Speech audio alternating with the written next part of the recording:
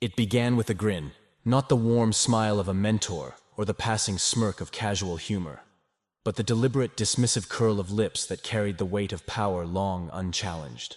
Justice William Alsup leaned back ever so slightly in his chair, his eyes narrowing as if amused by the audacity of what had just been said. His grin was not joy, it was judgment. It was a signal to the room that he believed he had already won. For a moment, time seemed to stall. The air in the courtroom thickened, every shuffle and cough muted into silence. Attorneys paused mid-note, spectators leaned forward, and even the stenographer's keys slowed, as though the room itself understood something was about to happen. All eyes shifted, not to the bench where authority sat, but to the young woman standing tall, her posture steady, her gaze locked forward. Jasmine Crockett did not flinch. That grin told a story.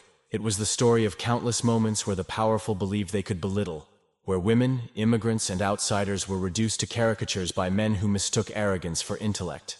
It was the grin of generations who had been told to wait their turn, to quiet their voices, to accept their place. And in that single flash of teeth, Justice Alsup seemed to embody all of it. But Crockett's stillness was not submission. It was the calm before a storm. She had seen this expression before, on schoolyard bullies, on political opponents, in the subtle mockery of those who underestimated her. She knew its weight, and she knew exactly how to shatter it.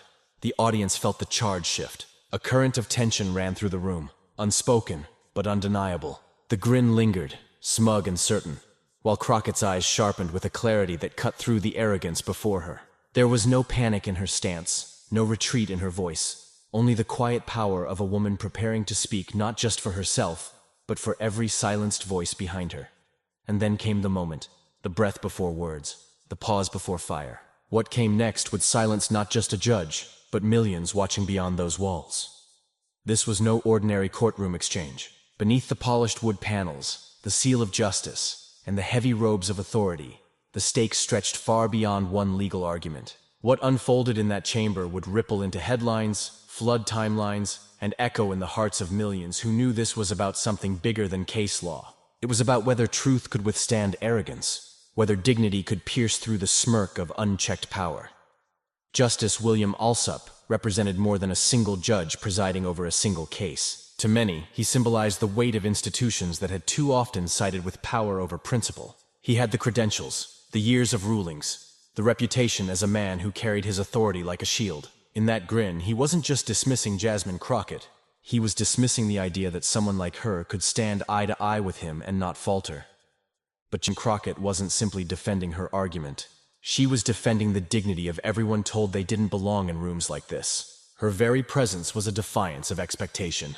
Every carefully chosen word she had delivered up to that point had been more than a legal strategy. It was a testament to resilience, to intellect honed through struggle, to the belief that truth still had a place even when the odds tilted toward power. This mattered because the case was not abstract. The arguments touched the lives of real people, families whose futures hung in the balance. For some, it was about immigration protections. For others, civil rights. For all, it was about whether the courts would continue to be a fortress of privilege, or whether voices like Crockett's could crack open the door to something fairer, something truer. The audience in the courtroom knew it. The reporters scribbling furiously knew it. And in homes, offices, and classrooms across the country, people watching online knew it too. The grin was not just a personal insult, it was a provocation. It was the embodiment of a centuries-old sneer that had greeted abolitionists, suffragists, freedom riders, and truth-tellers before her. The stakes were cultural, generational, moral. If Alsup's grin went unanswered, if arrogance stood unchallenged, then the message sent would be clear. Power can laugh, and the rest must simply endure it. But Jasmine Crockett was not built to endure mockery in silence. She was built to meet it head-on, with the kind of fire that transforms insult into revelation. She stood not just for herself, but for the communities who had fought too hard to be reduced to a punchline, and the cameras caught it all. The frozen stills of Alsup's grin spread like sparks on social media, each one captioned with biting outrage. Comment threads lit up. Is he mocking her? Unbelievable arrogance. Wait until you hear what she says next. The nation leaned in. This was no longer about one judge and one Congresswoman. This was about America asking itself a question. When arrogance grins, will dignity answer? The silence of that moment carried the weight of history. Crockett knew it. Alsup, in his smug certainty, thought he had already won it, but the exchange was not yet over. The grin had been thrown like a gauntlet, and the room was waiting, hungry, for a response. But Alsup wasn't finished, and neither was she. For decades, Justice William Alsup carried himself as a man untouchable. His name was etched into rulings that shaped lives, his authority broadcast in thick legal language that few outside the courtroom ever read, but all were forced to obey. To the public eye, he was a towering figure, measured, serious, cloaked in the prestige of the judiciary. But to those who had stood before him, to those who had felt the sting of his words or the weight of his dismissive tone, there was another Alsup entirely, a man who too often confused power with wisdom, arrogance with certainty. He had built a career on intellect, no doubt. His mind was sharp, his grasp of the law formidable.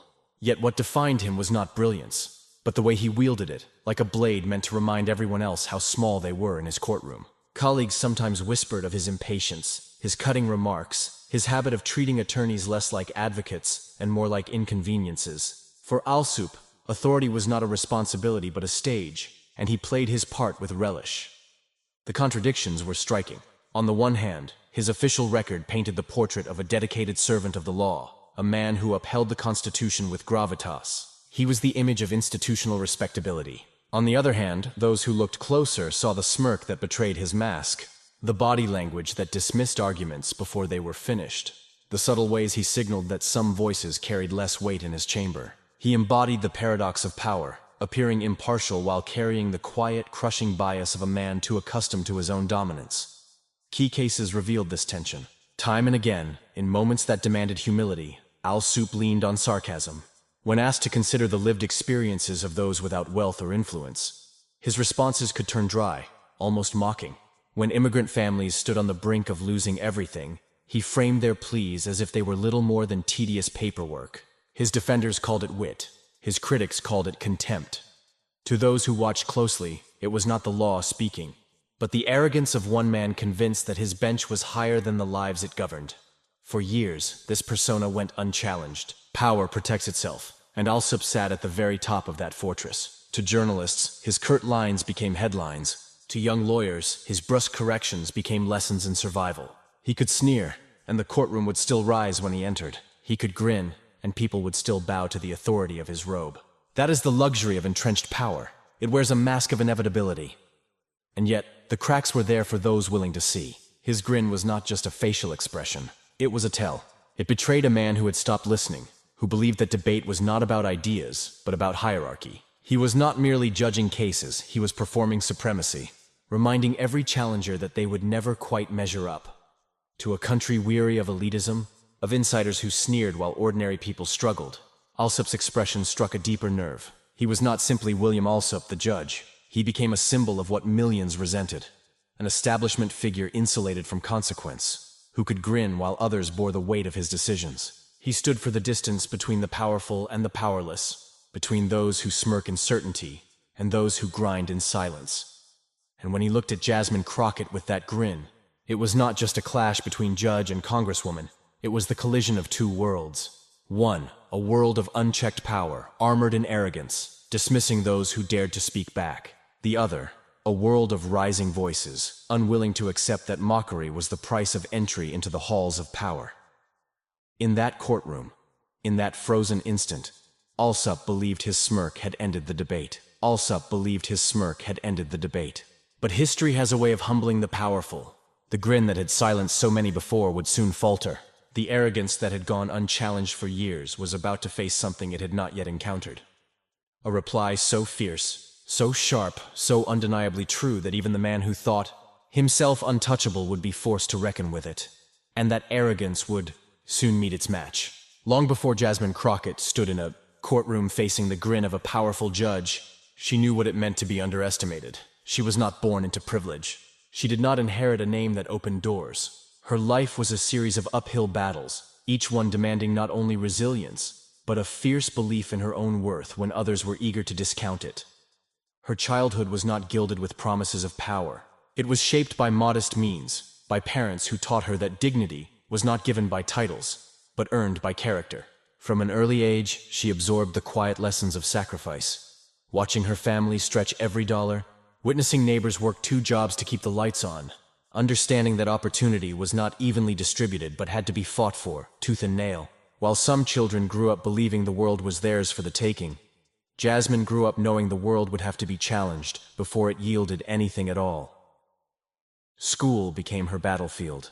Teachers saw her spark, but the system was not built for voices like hers. There were moments when classmates mocked her ambition, when adults dismissed her questions, when doors seemed permanently closed. But Jasmine discovered a strength in resistance. Each slight, each brush-off, each condescending tone from someone who assumed she was aiming too high became fuel. Rather than deter her, these challenges sharpened her resolve. Law was not her first dream, but it became her calling.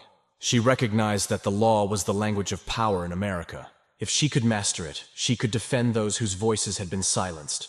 She put herself through school with grit, balancing work, study, and relentless pressure. Nights spent buried in books were not acts of desperation, but acts of rebellion, proof that she would not be confined to the small box the world had prepared for her. Her early career was anything but glamorous. She did not step into polished offices with prestigious clients. Instead, she worked cases that others overlooked, defending the poor, the vulnerable, the forgotten. She faced judges who sneered at her youth, opposing attorneys who underestimated her, and clients who came to her with tears in their eyes because no one else would stand with them. These were not easy wins. They demanded late nights, emotional endurance, and a willingness to stand tall in rooms where people looked at her and saw only what they wanted to see.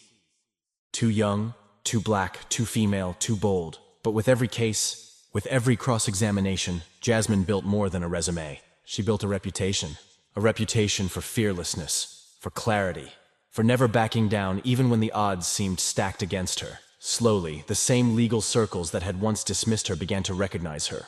They could not ignore the victories. They could not ignore the passion she carried for justice. When she turned toward politics, it was not out of ambition for the spotlight, it was necessity. She had seen too many lives damaged by laws written without compassion, by policies that treated people as statistics rather than human beings. Her campaign was not built on corporate donors or backroom deals. It was built on shoe leather, on conversations at kitchen tables, on the trust of ordinary people who saw in her someone who had lived their struggles and could carry their voices into halls of power. And they were right. Elected to office, Jasmine brought the same fire to the chamber that she had brought to the courtroom. Her speeches were not polished for elites. They were raw, direct, and aimed at the people who most needed to hear them. She sparred with colleagues who underestimated her, pushed legislation that reflected the dignity of marginalized communities, and refused to shrink in the face of intimidation.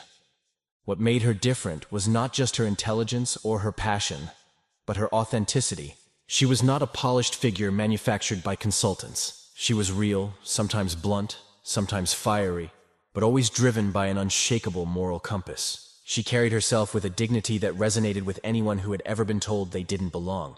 And so, when she found herself standing before Justice Alsup, it was not simply one more confrontation in a long line of debates. It was the culmination of a life forged in struggle, a life that had taught her to turn arrogance into kindling for her fire. Every late night of study, every sneer she had endured, every battle she had fought in defense of the voiceless, all of it coalesced in that one moment.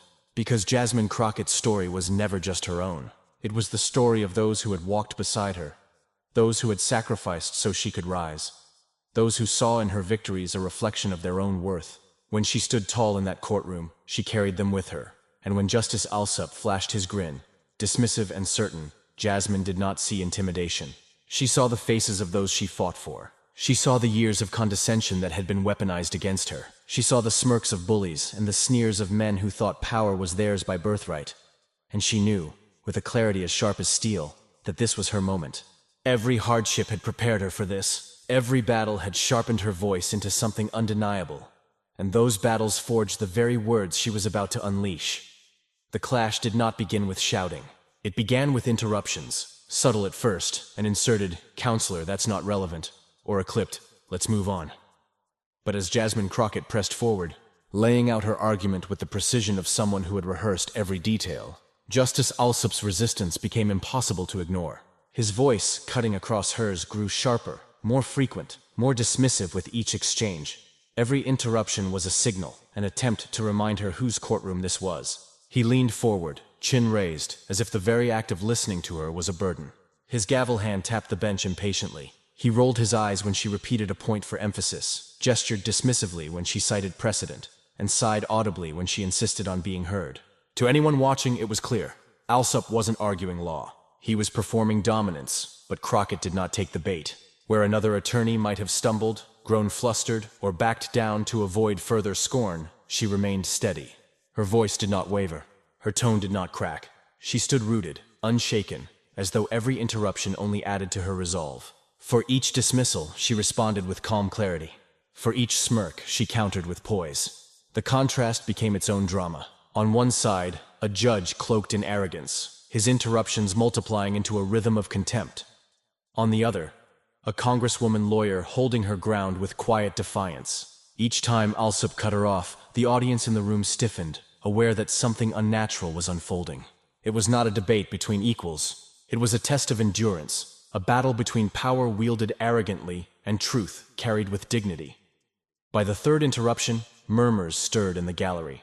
By the fourth, even the stenographer glanced up, eyes betraying discomfort. By the fifth, the tension was a living thing, coiling through the room, pressing against the walls, making every breath feel heavier. Spectators knew they weren't just witnessing a dispute. They were witnessing a confrontation that symbolized something much larger. Alsup leaned back after one particularly dismissive cut, tilting his head as if amused by her persistence. His gestures were theatrical, the raised eyebrow, the wave of a hand, the smirk curling at the edges of his mouth. He did not simply disagree, he mocked with posture, with silence, with the kind of smugness that told the room he believed her words were beneath him. And still, Crockett pressed forward. She refused to rush, she refused to bow. Every interruption only sharpened her delivery. The fire in her eyes burned hotter, though her words remained measured, her tone controlled. She was not rattled, she was waiting for the moment when the arrogance before her would finally overstep. When his contempt would expose itself not as authority, but as weakness. The back and forth became unbearable to watch, an almost physical push and pull between authority and defiance. Those watching online began to clip the exchanges, posting them with captions. "Look how many times he cuts her off. Unbelievable disrespect." The country was beginning to take notice, even as the confrontation reached its boiling point inside the chamber. Then came the pause. The moment where Alsup, clearly frustrated that his interruptions had not silenced her, sat back with exaggerated ease. He did not speak this time. He didn't need to. Instead, his lips curled into that grin, the smug, headline-worthy grin that seemed to say, "You've done your best, but it doesn't matter. I've already decided how this ends." The room froze. It was more cutting than any word he had spoken, more dismissive than any interruption. It was the gesture of a man so convinced of his superiority that he could reduce her to nothing with a smile. And then came the grin, the spark that lit the fire. For a long moment after the grin, silence ruled the room. Jasmine Crockett did not rush. She let the arrogance hang in the air, let the smirk simmer in the minds of every spectator. The power of a pause was something she had mastered long before this day, and now she wielded it like a weapon. Alsup's grin stretched wider, mistaking her stillness for defeat. But Crockett was not frozen. She was sharpening.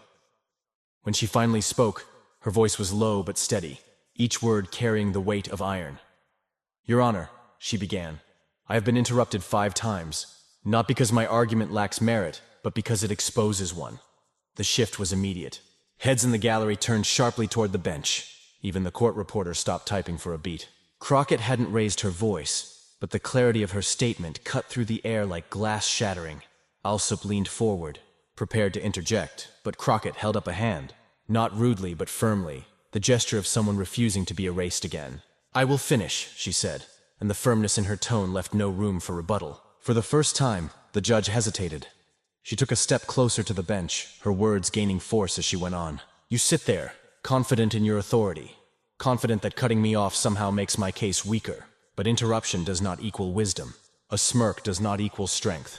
And a grin," she paused deliberately, letting her eyes lock onto his. "A grin will never erase the truth."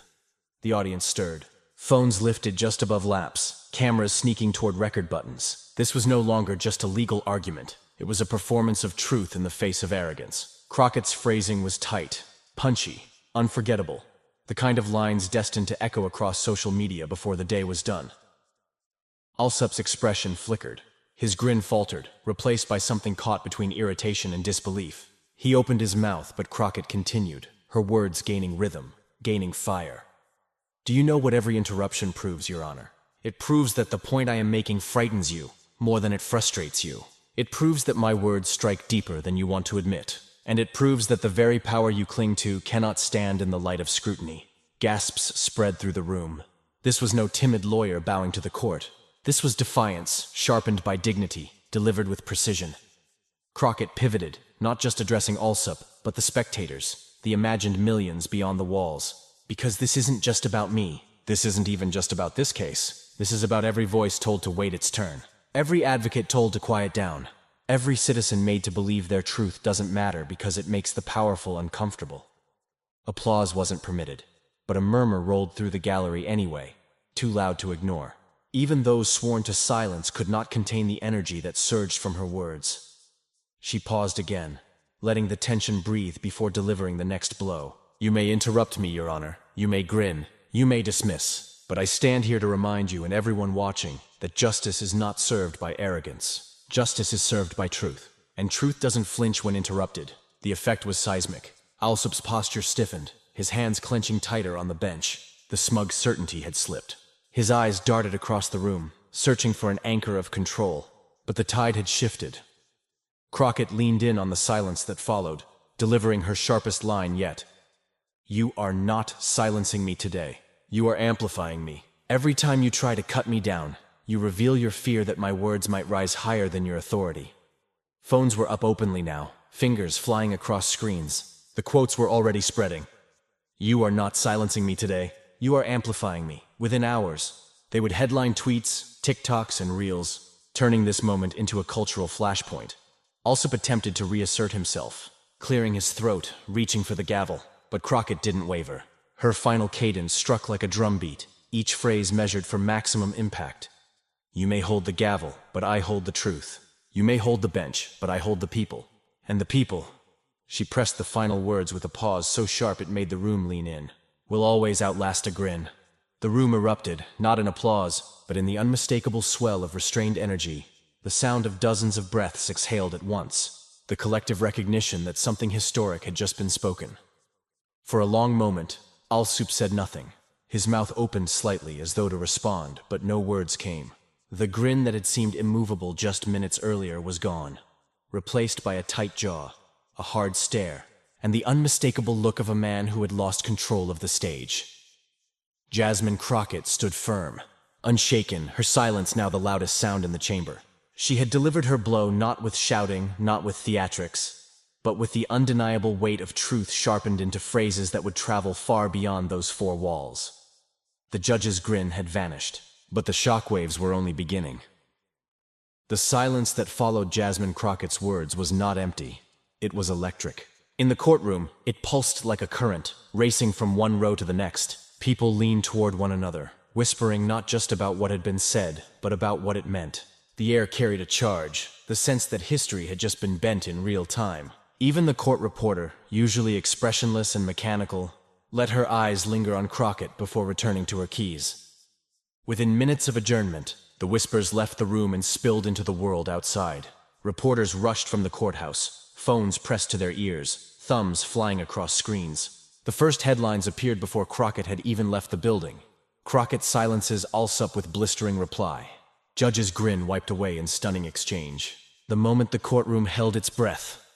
The footage, grainy at first from courtroom attendees' phones, hit the internet like a storm. On Twitter, hashtags lit up the feed. Crockett clapped back, truth over power, grin wiped clean. Memes followed within the hour. Side-by-side screenshots spread across timelines. Alsup's smirk frozen in arrogance, paired with the exact moment it dissolved into tight-lipped silence. One viral caption read, "Smiling 1 second, silence the next." TikTok stitched the clips into dramatic edits, slow-motion zooms on Crockett's final line, captions flashing her words in bold letters. Influencers reenacted the scene with mock gavels and smug grins, only to crumble under Crockett's lines. Her phrase, "You are not silencing me, you are amplifying me," became an instant rallying cry, printed on graphics, shared in Instagram stories, echoed in YouTube breakdowns, and then came the endorsements. Prominent celebrities chimed in. One actor tweeted, "Jasmine Crockett just reminded us what real courage looks like. Watching that exchange gave me chills." A musician reposted the clip to millions of followers with the caption, "Mic dropped, period." Activists and community leaders amplified it further. framing Crockett as not just a voice in the courtroom, but a voice for all who had ever been talked over, cut short, or dismissed. Politicians weighed in too. Some praised her restraint, others her fire, but all agreed on one thing: she had changed the conversation. A senator tweeted, "This isn't just about one courtroom, it's about the dignity every American deserves." A representative followed, writing, "Crockett didn't just win an argument, she showed the country what standing tall looks like."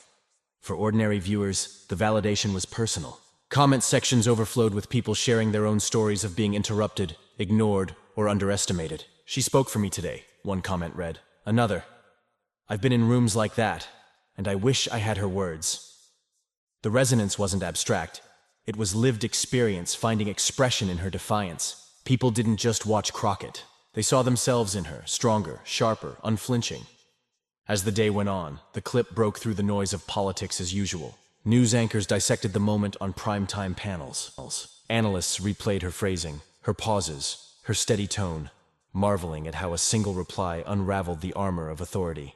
One commentator declared, "In one exchange, Jasmine Crockett reminded the nation that dignity can be more powerful than a gavel."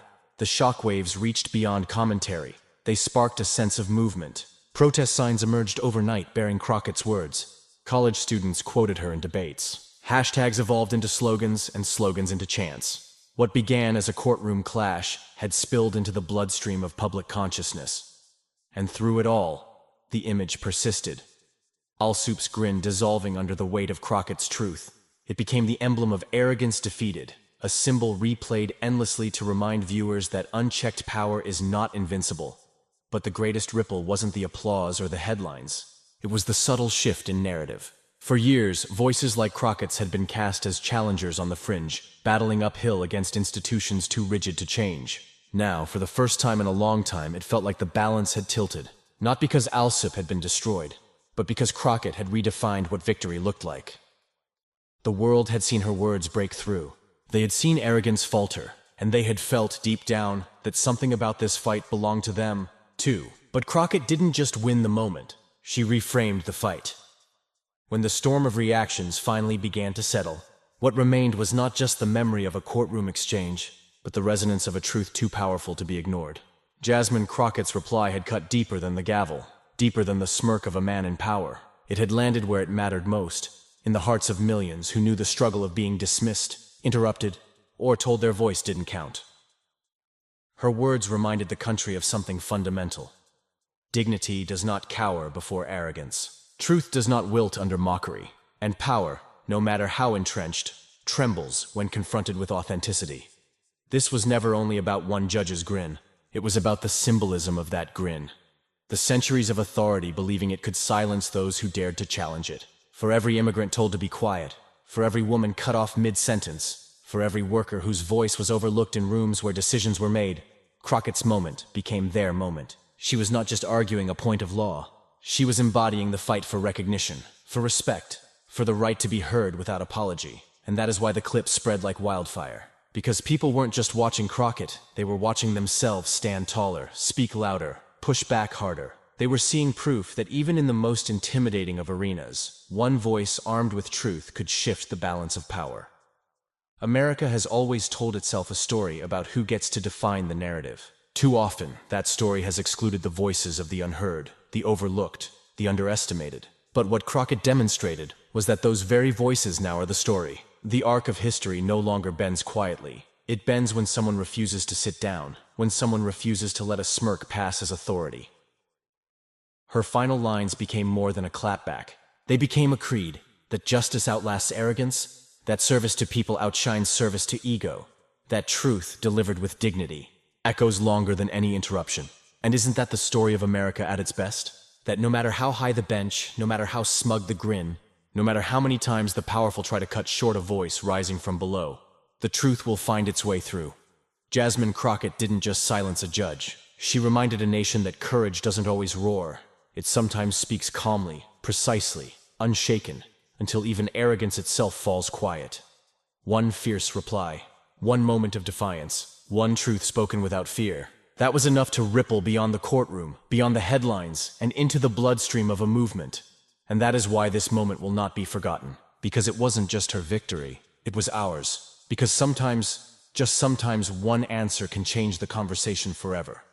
Justice Alsup's grin was meant to diminish. It was meant to belittle, to signal that his authority was untouchable, that Jasmine Crockett's voice could be dismissed with a smirk. But instead, that grin became the very symbol of arrogance undone. Her reply didn't just silence the room, it turned a fleeting moment into history. And that is the truth we leave with tonight. Arrogance may laugh, it may interrupt, it may grin, but truth always outlasts it. Dignity endures. And when spoken with courage, even a single voice can tip the scales. You've just witnessed more than a courtroom clash. You've witnessed proof that one person standing steady in the face of condescension can inspire millions to believe again in the power of their own words. That's not just politics, that's the heartbeat of democracy itself. So here's where you come in. If this moment struck you, if it stirred pride, if it lit even a spark of hope, don't let it end here. Subscribe to this channel so you never miss stories where dignity triumphs over arrogance. Share this video, because somewhere out there, someone who's been silenced needs to see that silence can be broken. And join us in this movement for truth, because the more voices we add, the stronger the echo becomes. Remember this: history doesn't always change in sweeping speeches or grand gestures. Sometimes it changes in a pause, a phrase, a reply that refuses to bow. Because sometimes, one reply is enough to change everything.